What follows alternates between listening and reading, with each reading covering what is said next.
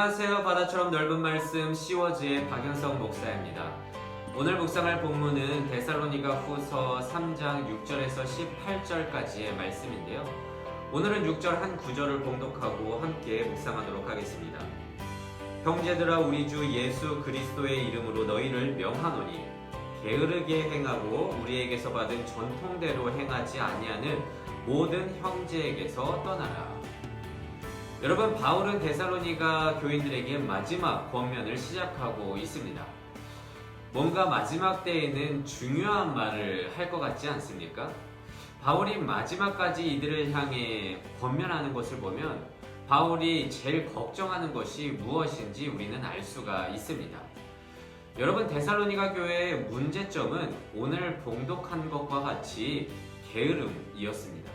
그러니까 마지막 때를 오해해서요, 그릇된 삶을 살고 있었던 사람들이 있었던 것 같은데요.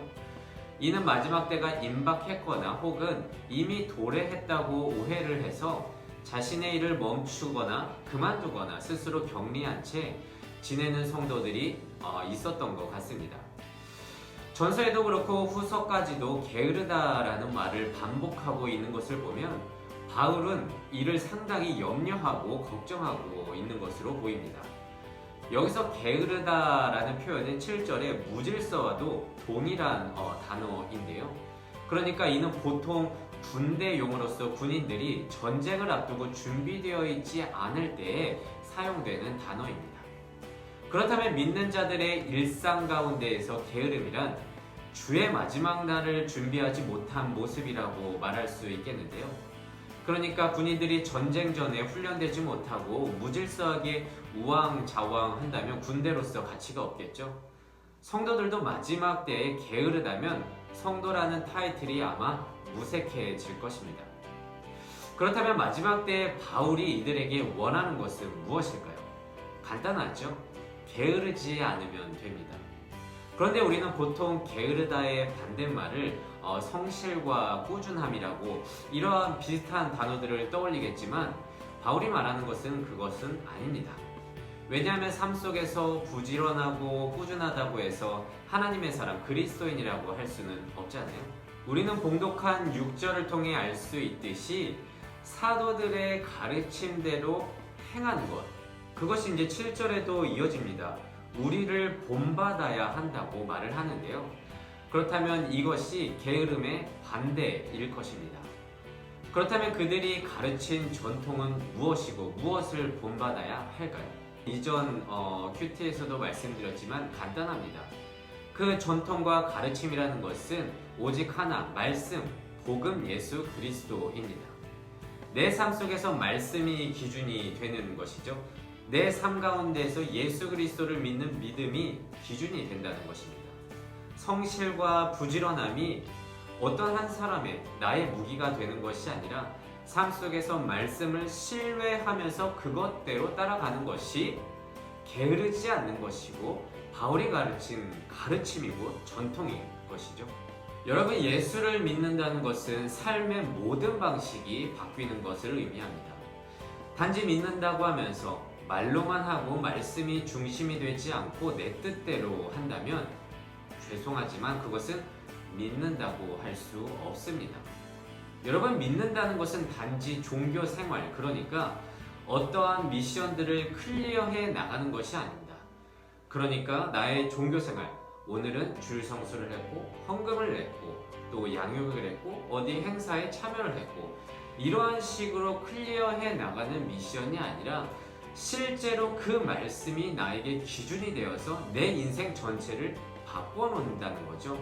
생각부터 말하는 것부터 행동하는 것까지 삶의 모든 방식이 말씀 때문에 완전히 바뀌는 것을 말합니다.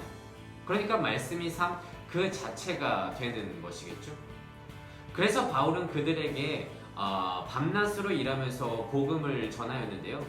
이는 어떤 특별한 일을 했다기보다 자신에게 맡겨진 그 삶을 일상적으로 지낸 것을 몸소 보여준 거예요. 말씀대로 살아가는 것을 그들에게 보여주었다는 거죠. 저는 목사입니다.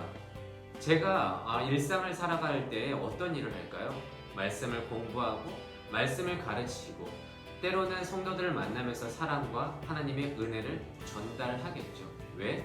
그것이 저에게 맡겨준 그런 일상에 하나님을 믿는 자로서 해야 될 일이기 때문입니다.